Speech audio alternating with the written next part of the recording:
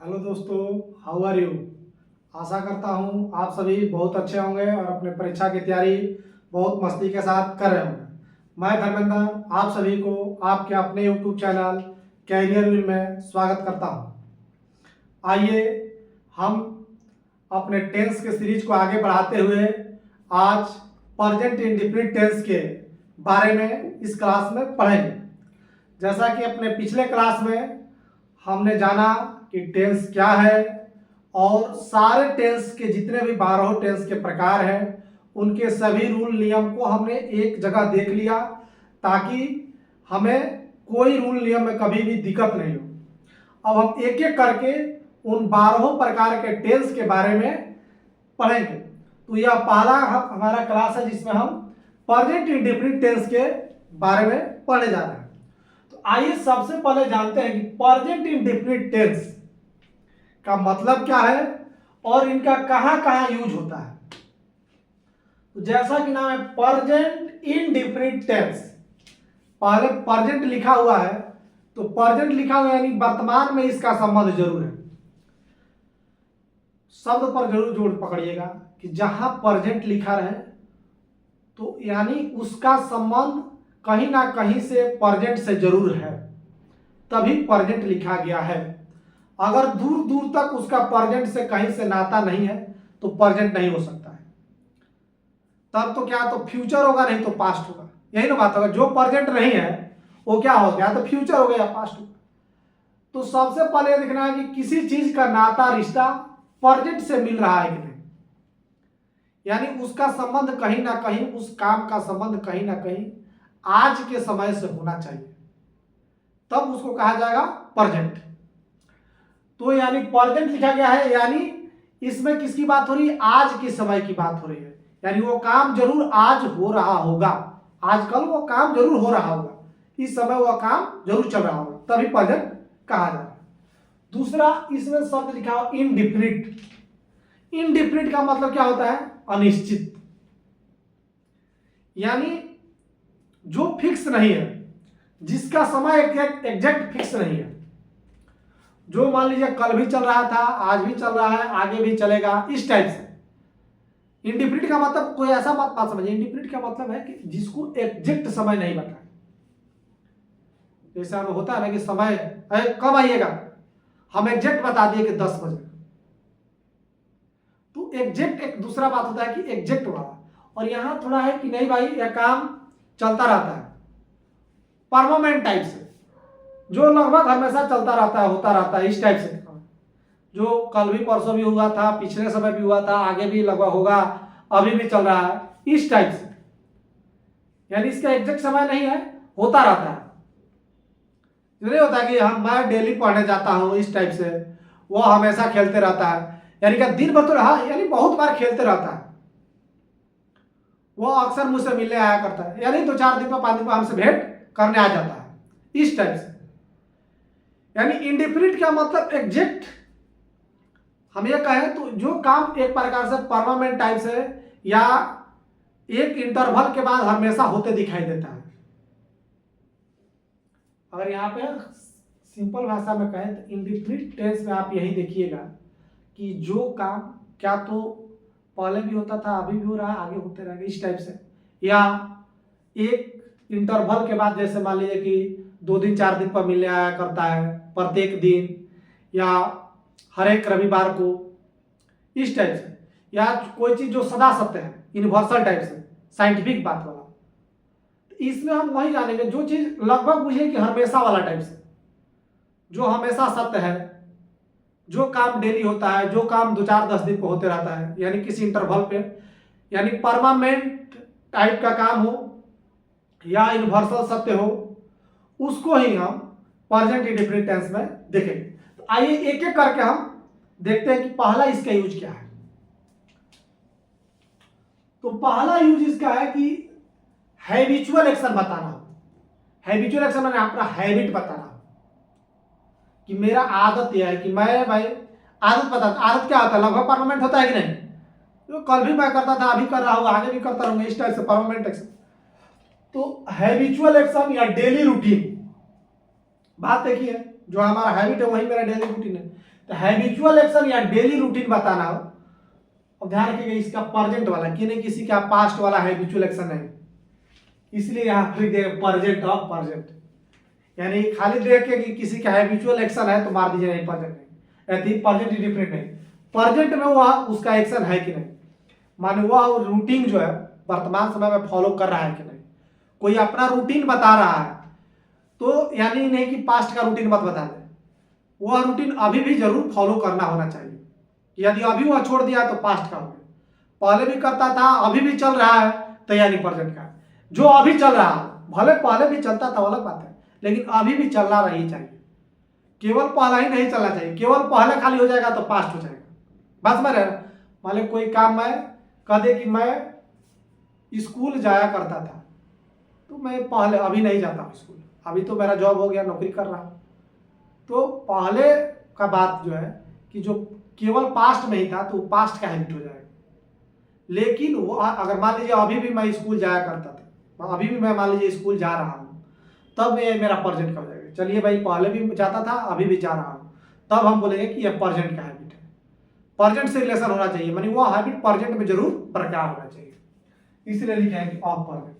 तो यदि आपको किसी व्यक्ति का डेली रूटीन या हैबिचुअल एक्शन बताना हो तो आप किस टेंस का इस्तेमाल कीजिएगा, प्रेजेंट इंडेफिनिट टेंस का। किस टेंस का, प्रेजेंट। अगर वह रूटीन या वह हैबिचुअल एक्शन प्रेजेंट में हो रहा है तब उसको बताने के लिए आप किस टेंस का इस्तेमाल कीजिएगा, प्रेजेंट इंडेफिनिट टेंस। दो बात, केवल हैबिचुअल एक्शन या डेली रूटीन देखकर ही नहीं समझ आ रहा है कि प्रेजेंट इंडेफिनिट। एक बात और पूछ लेना है कि क्या यह रूटीन अभी भी फॉलो किया जा रहा है, क्या यह आदत जो हैबिचुअल एक्शन है यह आदत जो है अभी भी उसका है, कि यह आदत छूट तो नहीं गया है, यह आदत छूट गया तो पास्ट का हो जाएगा, ठीक है ना। तो प्रेजेंट में वो आदत होना चाहिए, प्रेजेंट का रूटीन होना चाहिए, तब उसके लिए किस टेंस का इस्तेमाल करेंगे, प्रेजेंट इंडेफिनिट टेंस का। वर्तमान में, इसको सिंपल भाषा में कह सकते, वर्तमान समय में किसी व्यक्ति के डेली रूटीन या हैबिचुअल एक्शन बताने के लिए किस टेंस का इस्तेमाल करते हैं, प्रेजेंट इंडेफिनिट टेंस का इस्तेमाल। अच्छा, इसको पहचानने का एक और भी मान लीजिए एडवर्ब से पहचान, कुछ यहाँ पे एडवर्ब लिखा है, इस एडवर्ब से भी पहचान जाएगा कि यह भाई हैबिचुअल हैबिट टाइप का एक्शन है, डेली रूटीन टाइप का एक्शन है। जैसे उसमें समझ में आएगा, डेली होता है, 2 दिन पर होता है, मान लीजिए जैसे दवाई का दी, किसी को वीकली दवाई खाना है, माने हर एक सप्ताह पे दवाई खाना है, तो यह हैबिट टाइप से हो गया कि एक सप्ताह पे खाना, चाहे रूटीन हो गया आपका कि इसको एक सप्ताह पे खाते रहना है। चाहे स्कूल है, मान लीजिए आपको डेली स्कूल जाना है, या किसी को मान लीजिए कोचिंग अल्टरनेट करके जाना है, तो उसका हैबिट हो गया। तो उस टाइप का वर्ड जिससे पता चले कि नहीं भाई यह चीज रेगुलर फॉलो हो रहा है। जैसे एवरी डे, ध्यान रखिएगा एवरी और डे के बीच में गैप है, एवरी डे एक में सट जाएगा ना एवरी डे तो एडजेक्टिव हो जाता है, ये एडवर्ब है। एवरी डे प्रत्येक दिन, एवरी वीक प्रत्येक सप्ताह, डेली प्रत्येक दिन, ऑन संडेज इसका मतलब जान लीजिए, ऑन संडे का मतलब मान लीजिए कि कोई आदमी है वह प्रत्येक संडे को क्रिकेट खेलना जाता है, तो वह लिखेगा कि I go to play cricket every Sunday बोल दीजिए, या बोलिए ऑन संडेज। ऑन संडे का मतलब है एवरी संडे, ऑन संडे का क्या मतलब है, एवरी संडे, ठीक है ना। जैसे आपको बताना कि मैं प्रत्येक मंगलवार को बजरंगबली के मंदिर जाता हूं, तो प्रत्येक मंगलवार को लिख सकते हैं ऑन ट्यूसडे। ऑन ट्यूसडे का मतलब क्या होगा, एवरी ट्यूसडे, यहां पे एस लगा दिया जाएगा ना, यानी इसका मतलब होगा कि वह प्रत्येक संडे की बात कर रहा है, ठीक है ना। तो केवल लिखा रहता ऑन संडे, ऑन संडे का मतलब रविवार को, लेकिन एस लगा के लिख दिया गया यानी प्रत्येक रविवार को। ऑन संडे लिखिए या ऑन एवरी संडे, बात एक ही हुआ। और एवरी संडे के साथ नहीं लगेगा, एवरी संडे क्या हो जाएगा आपका एडवर्ब हो जाएगा, इसके साथ प्रीपोजिशन नहीं लगेगा, ध्यान रखिए। एवरी संडे बोलिए या ऑन संडे बोलिए, ऑन संडे बात एक ही है, प्रत्येक रविवार को। ऐसे आपके बताना हो प्रत्येक मंगलवार को, ऑन ट्यूसडे एस लगा दीजिए, या एवरी ट्यूसडे लिखिए, बात एक ही है, ठीक है ना। तो ऑन संडे का मतलब समझ गए, प्रत्येक रविवार, ऑलवेज इसका मतलब क्या है, हमेशा। देखिए सारा चीज क्या बता रहा है, एक प्रकार से हैबिट को बता रहा है ना कि ये हमेशा होते रहता है। ऑफन माने हमेशा, यूजुअली, ओकेजनली कभी कभार, माने होते रहता है कोई चीज, उसका फ्रीक्वेंसी टाइप से है। तो ऐसे ये जब लगे रहे एडवर्ब तो आपको देखना है कि क्या यह प्रेजेंट की बात हो रही है। हाँ, यदि ये सब लगा हुआ रहे और प्रेजेंट की बात हो रही है तो यानी प्रेजेंट इंडेफिनिट टेंस में लिखेंगे। किस टेंस में लिखेंगे? Present indefinite tense. आइए देखिए, जैसे कुछ सेंटेंस देखते हैं। I walk in the morning daily, यानी कोई व्यक्ति कहता है कि मैं प्रत्येक दिन सुबह में क्या करता हूं? वॉक करता हूं, टहला करता हूं। मैं प्रत्येक दिन सुबह में टहला करता हूं, यानी मेरा यह हैबिट है कि मैं सुबह में डेली टहलने जाया करता हूं। आई walk in the morning daily, मैं प्रत्येक दिन सुबह में टहलने जाया करता हूं। यहाँ पर डेली का रूटीन बता रहा था, देखा पॉजिटिव टेंस में लिखे, Ram pledge cricket on Sundays. इसका मतलब क्या है? राम पर ऑन संडेज का मतलब, यहाँ पर ऑन संडेज के लिए लिख सकते थे एवरी संडे। राम प्रत्येक रविवार को क्रिकेट खेलता है। कोई बोले कि मैं प्रत्येक रविवार को क्रिकेट खेलता हूं तो बोल सकते हैं Ram pledge cricket on Sunday, या इसकी जगह लिख सकते हैं एवरी संडे। एवरी संडे बोलिए या ऑन संडे बोलिए, बात एक ही है, मतलब वो प्रत्येक रविवार को क्रिकेट खेलता है। Mohan goes to his village every month, Mohan प्रत्येक महीने अपने गांव जाता है। कोई बोले कि मैं भाई प्रत्येक महीने अपने गांव, तो महीना में एक बार जरूर गांव जाता हूं, हर एक महीना गांव जाता हूं भाई, यानी गांव से मुझे इतना लगाव है कि मैं प्रत्येक महीना गांव एक बार चला जाता हूं। ये आपने क्या बता रहा है? एक प्रकार का रूटीन बता रहा है कि हर एक बार मैं हर एक महीने कहां चला जाता हूं? गांव चला जाता हूं। जब भी आपको अपना रूटीन या हैबिचुअल एक्शन बताना हो तो किसका इस्तेमाल करना है? Present indefinite tense. मेरा समझ में प्रेजेंट इंडेफिनिट टेंस का यूज हुआ है। She goes to school every day, वह प्रत्येक दिन स्कूल जाती है, या डेली स्कूल जाती है, डेली रूटीन बता रहे। तो ये अपना भी डेली रूटीन बताना हो या हैबिचुअल एक्शन बताना हो, किस टेंस का इस्तेमाल हुआ है? हर एक जगह प्रेजेंट इंडेफिनिट टेंस का। किस टेंस का इस्तेमाल हुआ है? Present indefinite tense. अच्छा, एक यहाँ पे सारा रूल हम एक बार लिख दिए कि थोड़ा सा देख लीजिए कि कभी भूल मत करिए। ऐसे बता दिए, पिछले क्लास में बताना जरूरी नहीं था, लेकिन एक बार लिख दिए कि आप लोग को रिवाइज। प्रेजेंट इंडेफिनिट टेंस का एक्शन या तो सब्जेक्ट प्लस V1 या V5। V5 का मतलब भर में एस या ईएस लगाना। V5 का मतलब क्या है? भर में एस या ईएस जो लगा कर लिखा ना, तो उसको V5 बोलते हैं। तो सब्जेक्ट प्लस V1 या V5 plus subject, indefinite tense. जब अफर्मेटिव सेंटेंस हो ना तो उसके लिए स्ट्रक्चर ये होता है। निगेटिव के लिए सब्जेक्ट प्लस डू या डज, तब नॉट लगाइएगा। V1, अब यहाँ पर देखिए निगेटिव वाला में केवल V1 आता है, अफर्मेटिव वाला में V1 या V5 का प्रयोग हो सकता है, निगेटिव हमेशा V1 का ही प्रयोग होगा। फिर इंट्रोगेटिव बनाइए तो वहां पर भी हमेशा V1 का ही प्रयोग होगा। WH वाला वर्ड बनाइए, इंट्रोगेटिव का ही WH बनाइए, तभी V1 होगा। तो यहाँ पे इसके साथ हेल्पिंग वर्ब क्या लगता है? डू या does plus subject plus V1 plus object. और WH वाला वर्ड लिखते WH word plus do does plus subject plus V1 plus object. अब आपको थोड़ा सा ध्यान रखना है किसके साथ V5 लगाना है। V5 का प्रयोग थर्ड पर्सन सिंगुलर नंबर के साथ करते हैं। जब सब्जेक्ट क्या हो? Third person singular number. Grammar की भाषा में ऐसे बोल सकते हैं कि थर्ड पर्सन कौन होता है? फर्स्ट पर्सन क्या होता है? आई तथा वी। सेकंड पर्सन क्या होता है? यू। और इसको छोड़ के जितने भी पर्सन होते हैं उसको थर्ड पर्सन बोलते हैं। जितना ही, सी, इट, दे, जितना भी ही, सी, इट, दे, उसके बाद कोई नाम वस्तु, सारा क्या है? Third person. तो थर्ड पर्सन सिंगुलर नंबर के साथ किसका प्रयोग करते हैं? V5 का प्रयोग करते हैं, यानी भर में एस या एस लगा के लिखते हैं, और बाकी बकिया के साथ सब के साथ V1। और निगेटिव में जब एस वाला जो एस लगाया गया ना, डज, तो जब थर्ड पर्सन सिंगुलर नंबर रहेगा तब उसके साथ डज लगाएंगे, और इसके अलावा जो कुछ भी रहेगा उसके साथ क्या लगाएंगे? डू लगाएंगे। ठीक है, तो थर्ड पर्सन सिंगुलर नंबर कौन कौन होता है? यहाँ लिख दिया। सिंगुलर का तो समझ रहे कि जिससे एक का बोल हो, थर्ड पर्सन हो, यानी फर्स्ट या सेकंड तो सीधे आसान है, आई तथा भी फर्स्ट है, आई तथा भी छोड़ दीजिए, सेकंड यू भी छोड़ दीजिए। अब इसके बाद जितना थर्ड बच गया, तो अब थर्ड बच गया, अगर ये सारा थर्ड हो गया जितना इसके अलावा, अब उसमें देखना है क्या इससे एक का बोध हो रहा है, सिंगुलर, एक का बोध होना चाहिए किसी एक चीज का। ही माने वह, एक ही आदमी ना है। सी किसी लड़की के वह अकेले का है, एक ही आदमी है। इट यह एक ही को है। या कोई चीज, एक कोई चीज, या अनकाउंटेबल हो, यहां पर लिख सकते हैं अनकाउंटेबल को भी क्या माना जाता है, सिंगुलर ही माना जाता है ना। जैसे पानी बोलते हैं, पानी अनकाउंटेबल गिन नहीं सकते तो सिंगुलर हो गया। या कोई एक चीज हो, मान लीजिए एक कलम बोल दिए, एक गाय, एक भैंस, या कोई एक चीज, तो उसके साथ हमेशा ही हमेशा क्या लगाना है, V5 का प्रयोग करना है। ठीक है ना, अफर्मेटिव सेंटेंस में V5 का प्रयोग करना है। ठीक है।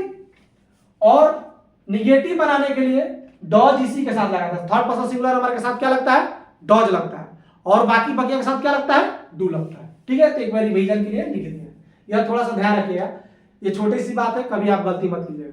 जब भी थर्ड पर्सन सिंगुलर नंबर है, यानी ही, सी, इट, कोई एक नाम या अनकाउंटेबल नाम, अनकाउंटेबल नाउन को भी हमेशा क्या माना जाता है, सिंगुलर माना जाता है। ये सारे चीज रहे, इसके साथ V5 का प्रयोग करना है, और निगेटिव बनाने के लिए इनके साथ डज का प्रयोग करते हैं। ठीक है, और इसके अलावा जितना भी है उसके साथ V1, और निगेटिव में किसका प्रयोग होता है, डू का प्रयोग होता है। ध्यान रहेगा। तो पहला हो गया। आइए दूसरा नियम, आइए प्रेजेंट इंडेफिनिट टेंस का दूसरा सबसे महत्वपूर्ण यूज जानते हैं। यह बहुत महत्वपूर्ण है कि जब भी आपको देखिए, ज्यादातर प्रोवर्ब, जो ज्यादातर प्रोवर्ब है, कहावत है, कहावत क्या होता है, वो परमानेंट होता है ना। कल भी सत्य था, आज भी सत्य है, आने वाले समय में सत्य रहेगा। तो इंडेफिनिट टेंस तो इसी का नाम ही है, यानी जो पहले भी चल रहा हो, आज भी चल रहा हो, आगे भी चलता रहेगा। जब भी ऐसा बात बताना हो तो आप उसको किस में लिखिएगा, प्रेजेंट इंडेफिनिट टेंस में। तो प्रोवर्ब है, कहावत है, तो कहावत भी क्या है, जो कल भी सत्य था, आज भी सत्य है, आने वाले समय में भी सत्य रहेगा। तो उसके लिए किसके इस्तेमाल करेंगे, प्रेजेंट इंडेफिनिट टेंस का, जो यूनिवर्सल सत्य है। अच्छा, जो यूनिवर्सल सदा सत्य, सदा सत्य भी क्या है, कल भी सत्य था, आज भी सत्य है, आने वाले समय में भी सत्य रहेगा। जो यूनिवर्सल सत्य है माने हमेशा हमेशा सदा के लिए सत्य है भाई, ये तो यूनिवर्सली सत्य बात है। वहां किसका इस्तेमाल करना है, present indefinite tense. Scientific fact, जो भी साइंस से सिद्ध बातें हैं, साइंटिफिक बातें हैं कि ये तो चीजें ऐसा ही होता है। जैसे बोले कि मान लीजिए कि भाई धातु से मधुर आवाज आते हैं, साइंटिफिक बात है कि धातु से मधुर आवाजें आते हैं।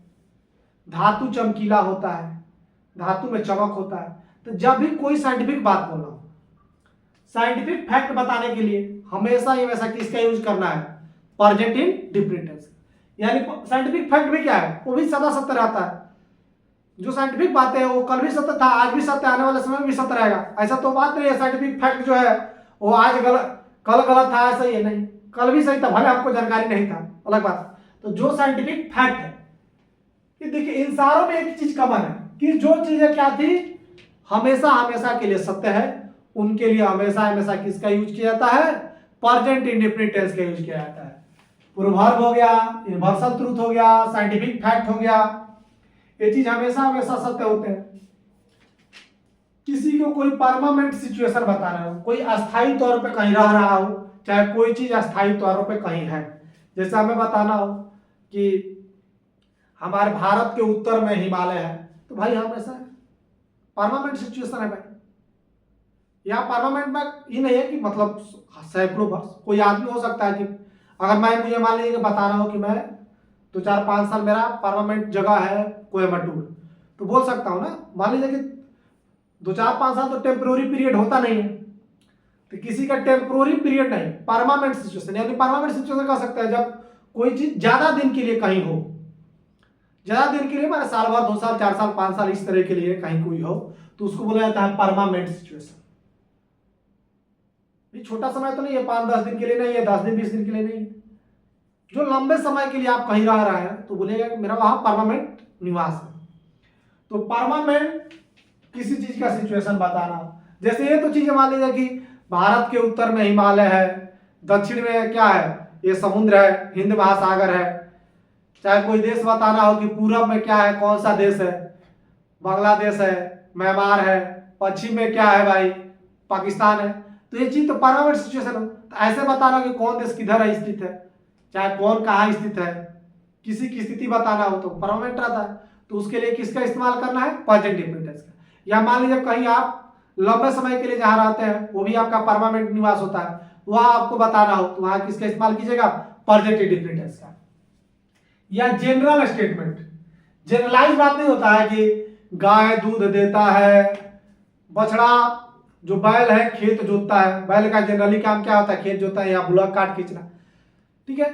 गधा गधा जो होता है वो बोझा ढोता है, यानी जनरलाइज फैक्ट नहीं होता है कि ऐसा होता है, जनरल बात है। तो जब आपको जनरल बात बताना होगी, कुत्ता क्या करते हैं, भौंकते हैं, कुत्ता भौंकते हैं, कोई चीज में होता है, बिल्ली म्याऊं म्याऊं करती है, यानी किसी चीज का जनरलाइज बात है, बिल्ली म्याऊं म्याऊं करती है भाई, दूसरा कोई काम करेगी नहीं, कुत्ता भौंकेगा ही, गाय दूध देगी ही, यह उसका जनरलाइज बात है। बाई चांस कोई ऐसा गाय होगी जो गाय दूध देगी, जनरली गाय दूध दिया ही करती है। तो ऐसे बात बताना हो, यानी जो भी चीज क्या परमानेंट टाइप्स है, उन सारे के लिए किसका इस्तेमाल करेंगे, प्रेजेंट इंडेफिनिट टेंस का। ध्यान रखिएगा, इन सारे बात के लिए जहां भी आ जाए universal fact, universal truth, scientific fact, हमेशा ही हमेशा वह किस टेंस में रहेगा, प्रेजेंट इंडेफिनिट टेंस में, किसी और टेंस में उसको लिखना नहीं है। साइंटिफिक फैक्ट दिखाई दे, यूनिवर्सल ट्रूथ, इसको ध्यान रखिएगा, बहुत काम में आता है। Universal truth, scientific fact, proverb, ये तीन को एकदम स्टार मार्क किए हैं, आपको ध्यान रखना है। जो भी साइंटिफिक फैक्ट हो, यूनिवर्सल ट्रूथ हो और प्रोवर्ब हो, यानी इसको एक लाइन में आप याद रख सकते हैं, जो सदा सत्य है वो हमेशा हमेशा प्रेजेंट इंडेफिनिट टेंस में। कहावत प्रोवर्ब जो है वो हमेशा सत्य होती है, कल भी सत्य थी, आज भी सत्य, आने वाले समय भी सत्य होगी। यूनिवर्सल ट्रूथ मतलब ये है सदैव सत्य, साइंटिफिक फैक्ट वो भी सदैव सत्य होते हैं। तो जितने ये सदैव सत्य वाले हैं उसको हमेशा हमेशा किस टेंस में लिखना है, प्रेजेंट इंडेफिनिट टेंस में ही लिखना है। जैसे देखिए, water is boiling at 100 degree Celsius, आपको बताना है कि पानी 100 डिग्री सेल्सियस पे खौलता है। पानी, वाटर का बॉइलिंग पॉइंट क्या है भाई, 100 डिग्री सेल्सियस। ये क्या है, साइंटिफिक फैक्ट है। वाटर कितने डिग्री सेल्सियस पर बॉइल करता है, 100 पर ही, तो ये साइंटिफिक फैक्ट है। तो साइंटिफिक फैक्ट बताने के लिए किसका इस्तेमाल करते हैं, प्रेजेंट इंडेफिनिट। यहाँ पे क्या लिखना पड़ेगा, बॉयल्स। बताया था ना कि जब ये क्या हो, सिंगुलर हो, थर्ड पर्सन सिंगुलर नंबर हो, यानी ही सी इट, कोई एक नाम या अनकाउंटेबल नाम, तो उसके साथ V5 लिखते हैं, तो ठीक है, एस लगा कर लिखना है। Water boils at 100 degree Celsius. तो ध्यान रखिएगा, जो भी साइंटिफिक फैक्ट हो, ये क्या है, साइंटिफिक फैक्ट है। तो साइंटिफिक फैक्ट किस में लिखा जाता है, प्रेजेंट इंडेफिनिट टेंस में। कोई साइंटिफिक फैक्ट बताना हो हमेशा हमेशा किस में लिखना है, present indefinite tense. Sun rises in the east.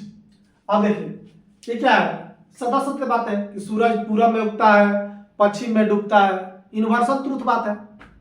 तो जब भी यूनिवर्सल ट्रूथ बात हो तो किसमें लिखा गया, प्रेजेंट इंडेफिनिट टेंस में, तो ये ठीक लिखा गया है।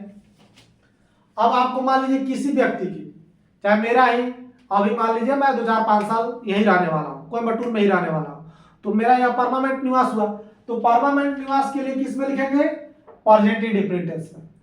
आई लिव इन कोयम्बटूर, मैं कोयम्बटूर में रहता हूं, तो यहां ठीक लिखे।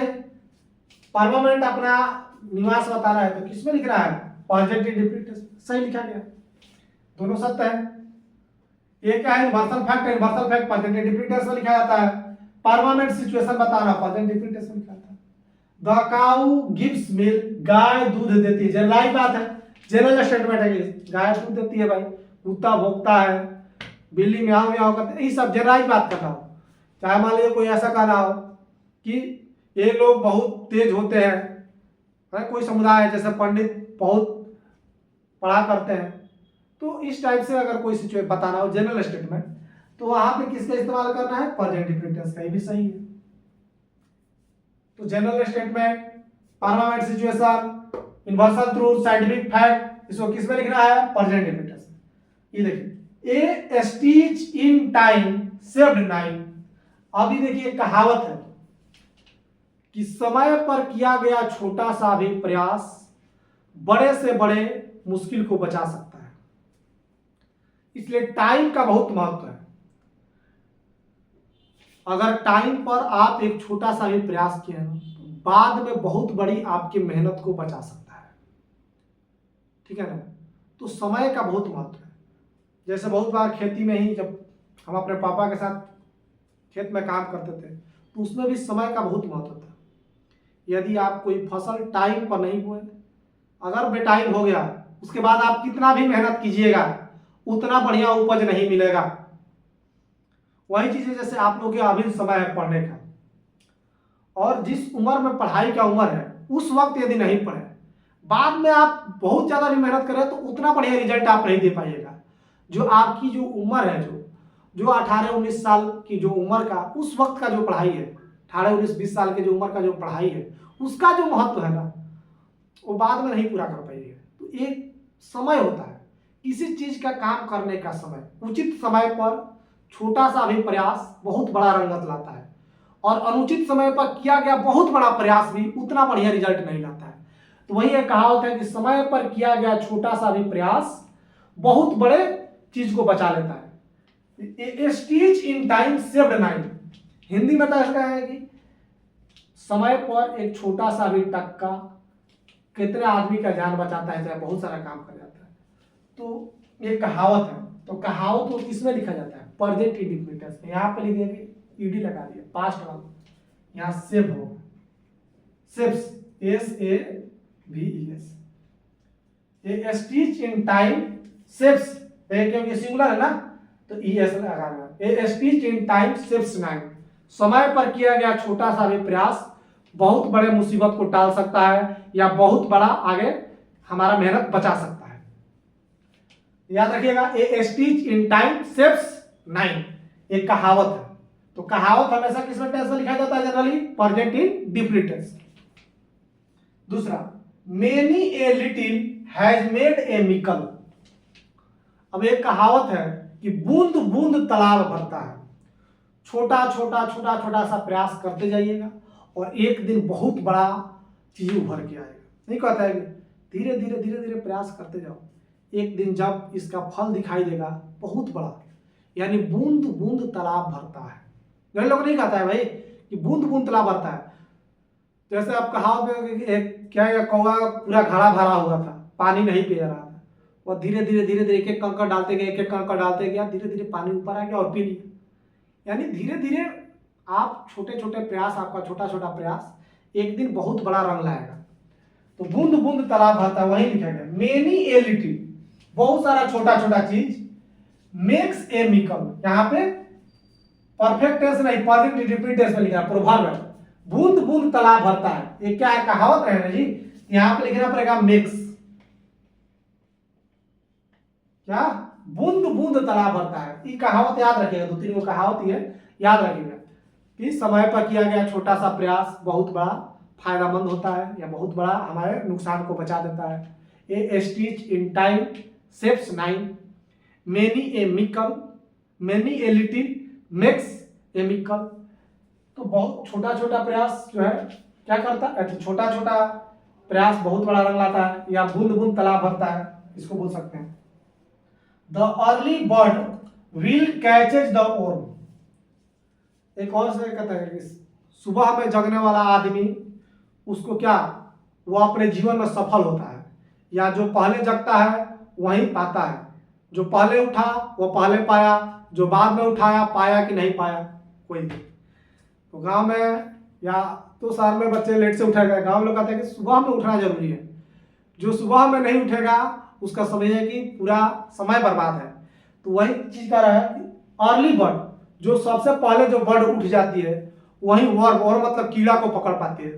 देखिएगा चिड़िया का जितने भी बर्ड्स है ना, बर्ड का मुख्य भोजन वही है, कीट फतिंगा है, जो कीटाणु है, छोटे छोटे कीट ओट है, पिलुआ तिलवा है, वही उसका मेन भोजन है।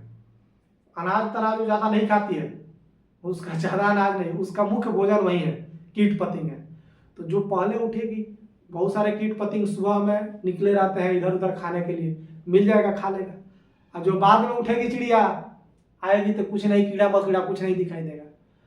तो वही बात है कि कहावत है कि जो पहले उठता है वो पहले पाता है, जो बाद में उठेगा बाद में पाएगा या नहीं पाएगा। Early bird will catch the worm, यहाँ पर ये फ्यूचर टेंस में लिखा, गलती है।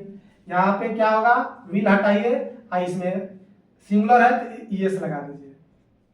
Early bird, the early bird catches the worm, जो पहले चिड़िया जगती है वह पहले पा लेती है, जो पहले जगेगा वही फायदा मंद रहेगा। ये क्या है? पूर्वार्ध है। तो ये पूर्वार्ध हमेशा किस में लिखना है? प्रेजेंट इंडेफिनिट टेंस में, ठीक है ना। तो जितने पूर्वार्ध है उसको हमेशा किस टेंस में लिखना है भाई? प्रेजेंट इंडेफिनिट टेंस में। जैसे और भी बहुत सारे कहावत है, जैसे कहावत है सुना होगा, time and tide, time and tide, never wait anyone.